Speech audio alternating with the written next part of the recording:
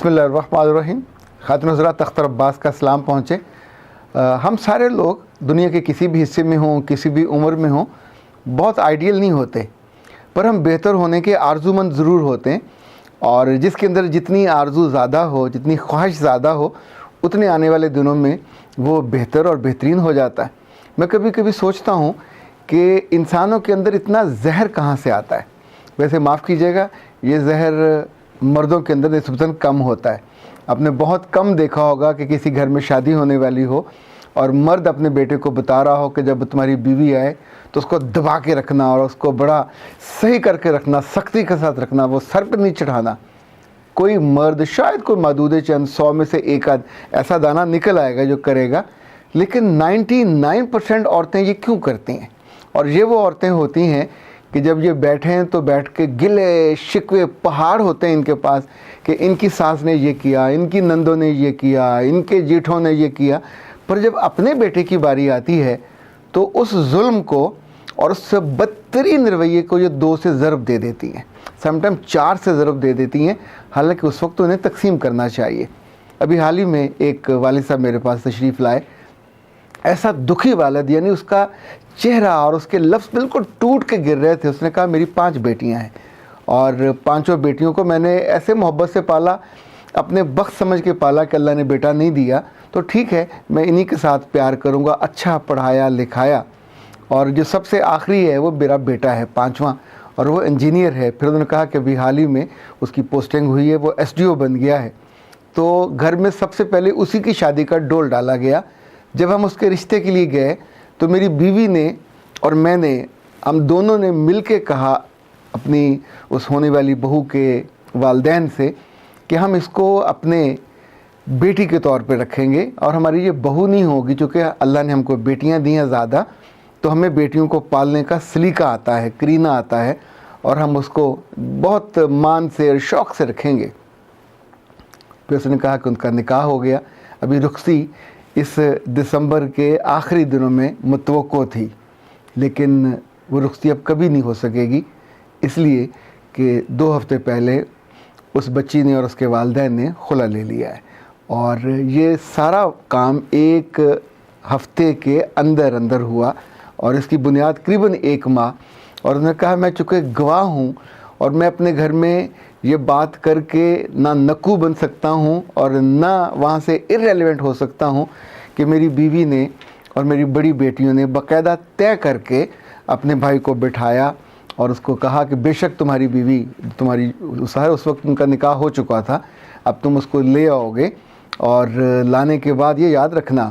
کہ ہمارے سر پہ نہ لا کے بٹھانا، اس کو اس کے اوقات میں رکھنا، تم ایک ہمارے بھائی ہو، اور اس کو دبا کے رکھنا. اور یہ دبانا تم سے نہیں ہوگا، ابھی تم فون پہ اس کی ایک بات پہ نکتہ چینی کرنا شروع کرو، اس کے آنے پہ، اس کے جانے پہ. اس نے اچھا جو چیزیں اس کو اچھی لگتی رہیں لڑکے کو، لائک اس کی ڈریسنگ، اس کی سافٹنیس، اس کی بول چال، اس کا مینرزم، انہوں نے کہا انہی چیزوں کو تم ٹارگٹ کرو تاکہ اس کے جو اسٹرینگتھ ہے، اس کے جو اسٹرانگ ایریاز ہیں، ان کو تم ٹارگٹ کر کے ویک کر دو. خاتون حضرات، اس بچی پہ کیا بیتی ہوگی میں نہیں جانتا، پر اتنا میں اس کو ویژولائز کر سکتا ہوں کہ جب اس بے وقوف کا اس کو فون جاتا ہوگا، وہ آنسوؤں سے روتی ہوگی. وہ سوچتی ہوگی کہ میرے ساتھ ابھی تو میرے خوابوں کی خے بھی شروع نہیں ہوئی تھی، اور اس لڑکے نے میرے ساتھ کیا کر دیا. خود لڑکا ہی از کوائٹ ینگ، ظاہر ہے یہ ابھی آپ گریجویٹ ہو کے نکلے ہو اور اپنی جاب کا آغاز ہے، لیکن سوچئے کہ وہ جو زہر کسی ایک خاتون کے من میں تھا، اس کے ہونٹوں پہ آیا، اپنی بیٹیوں کے پاس آیا، اور پھر اس پورے گھر کے ماحول کو زہریلا کر دیا. اور اس سے زیادہ یہ کہ اس بچی کو کتنا تنگ کیا ہوگا، کتنا اس کو اذیت دی ہوگی کہ وہ روتی، آنسوؤں سے روتی. اس نے جا کے اپنی ماں کو بتایا، اپنے باپ کو بتایا، اور پھر ان دونوں نے اس بچے کو اپنے پاس بلایا. بلانے کے بعد اس سے کہا کہ بیٹا تم یہ نہ کرو، تم ایسا کیوں کر رہے ہو؟ یعنی جب تم لوگ آئے تھے ہم نے یہ یقین دہانی کرائی تھی، اور یہ یاد رکھو کہ شادی تمہاری بھی کہیں نہ کہیں ہو سکتی ہے، بچی کی کہیں نہ کہیں ہو جائے گی، پر جس رشتے کو انسان خود چنے اس کی حفاظت بھی تو کرنی چاہیے، اس کا مان رکھنا چاہیے، اس کا لحاظ رکھنا چاہیے. اس لڑکے نے اس وقت تو نہیں یقین دلایا. پھر وہ گھر چلا گیا، اور جاتے ہی اس نے اپنی بیوی کو پھر فون کیا اور اسے کہا کہ تم کیا چاہتی ہو کہ میں ساری عمر تمہاری ماں کی اور تمہارے باپ کی عدالتوں میں آ کے بیٹھا رہا کروں؟ وہ مجھ سے ہمیشہ سوال و جواب کرے اور مجھے سمجھائیں؟ تو یہ نہیں ہو سکتا، اور آئندہ تم نے اگر کبھی اپنی ماں کو اور اپنے باپ کو میری بات بتائی اور میرے اس کسی ٹیلی فون کے بارے میں ذکر کیا تو پھر میں تمہارے ساتھ وہ کروں گا کہ کسی نے نہ کیا ہوگا، نہ دیکھا ہوگا، نہ سنا ہوگا۔ میں نے ان سے کہا کہ کیا آپ نے ان کے ماں باپ کو بلا کے سمجھانے کی کوشش نہیں کی؟ اس لیے کہ یہ بہت بڑا قدم ہوتا ہے کہ ابھی زندگی کا سفر شروع بھی نہ ہوا ہو اور آپ خلا کے لیے چلے جائیں۔ انہوں نے کہا ہم نے ان سے بھی بات کی اور ان سے بھی گزارش کی کہ یہ نہ کریں، اپنے بچوں کو سمجھائیے۔ ابھی تو دن کا یعنی اس جو شادی کا دن ہے اس کا آغاز بھی نہیں ہوا، ابھی اس نے اس زندگی میں قدم بھی نہیں رکھا، اور ابھی آپ نے اس کو رخصتی کر کے لے کے جانا ہے، اور پہلے ہی اتنی انسرٹنٹی اور اتنی زندگی کہ ہماری بچی سارا دن بیٹھی روتی رہتی ہے، فون آتا ہے تو وہ فون اٹھاتی نہیں ہے، اس کو دیکھتی ہے، کانپتی ہے، اور یعنی جس فون پہ اس کو اندر خوشی کی لہر دوڑنی چاہیے، جس فون پہ اس کے اندر سکون اور سکھ کی ایک پوری ندی بہنی چاہیے، اس کی بجائے اسے لگتا ہے کہ یہ ایک ایسا آتش فشاں پھٹنے والا ہے کہ پھٹے گا اور اس کو جلا کے بھسم کر دے گا، اور عملاً ہوا بھی یہی ہے۔ خواتین حضرات، یہ کسی ایک گھر کا مسئلہ نہیں ہوتا، کیونکہ یہ جو مسئلہ ہم اور آپ دیکھتے ہیں اور کبھی کبھی سہتے ہیں اور پھر بھگتتے ہیں، کیا خیال ہے ابھی یہ وقت نہیں آیا کہ جتنے بیٹے ہیں اور جتنے بڑے ہیں اور دوسرے نمبر پہ جو بیٹیاں ہیں، کبھی یہ بھی سوچیں کہ خود ان کے ساتھ بھی تو یہ سیم ہونا ہوتا ہے، یعنی جو آپ بوتے ہیں کاٹنا بھی وہی ہوتا ہے۔ اس گھر میں 5 بیٹیاں ہیں تو کیا اب ان 5 کو کسی کی بد دعا نہیں لگے گی؟ جس کا دل توڑا، جس کی بچی کی زندگی برباد کر دی، مطلب ان کی سفر سے پہلے ہی آپ نے ان کے سفر کو داغدار کر دیا، ان کے منہ سے دعائیں تو نہیں نکلیں گی۔ یہ والد میرے پاس اسی لیے آئے تھے کہ میں ڈر گیا ہوں اپنی بیٹیوں کے بختوں کے لیے، اس لیے کہ جو وہ بچی کہہ رہی تھی، اس کی ماں کہہ رہی تھی، وہ 110% درست تھا، اور میں چونکہ گواہ تھا، میرے تو آنکھوں کے سامنے یہ ہوا تھا، پر میری بے بسی ہے کہ اس گھر میں اب 6 ووٹ ہیں، میں اکیلا ہوں، اور میرے ووٹ کا وہ وزن نہیں ہے، چونکہ وہ ساری اب مل کے پڑ جاتی ہیں، جیسے ایکا کہتے ہیں، وہ کہتے ہیں کووں والا ہے ان کے اندر ایکا ہے۔ یہ ایک کوی جو ہے، کوی شاعر والی نہیں، یہ میں دوسری کوی کہہ رہا ہوں، کوے کی مادہ والی، اگر یہ اتنی زہریلی ہو سکتی ہے کہ اپنی بیٹیوں کو اندر بھی زہر بھر دے اور ایک بیٹے کے اندر بھی اس کی پوری پوٹلی انڈیل دے،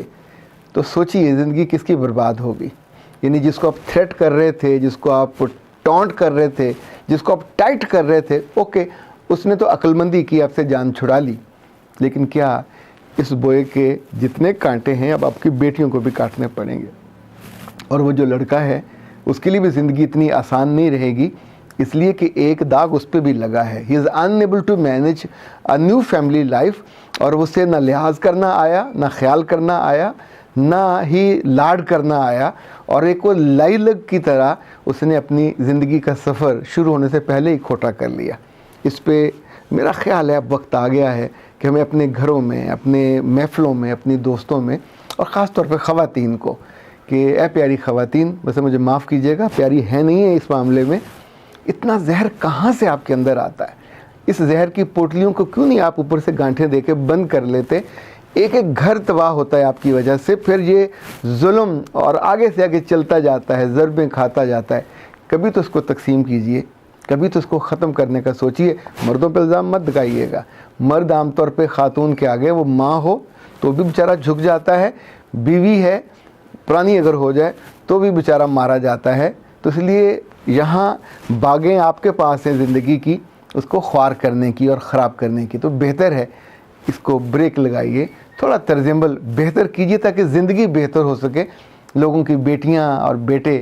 سکھ سے جی سکیں، سکھ سے رہ سکیں، اور آپ کی چھتر چھایا ہو، جو پھٹی ہوئی آپ کی وہ سایہ نہ ہو کہ جس میں سے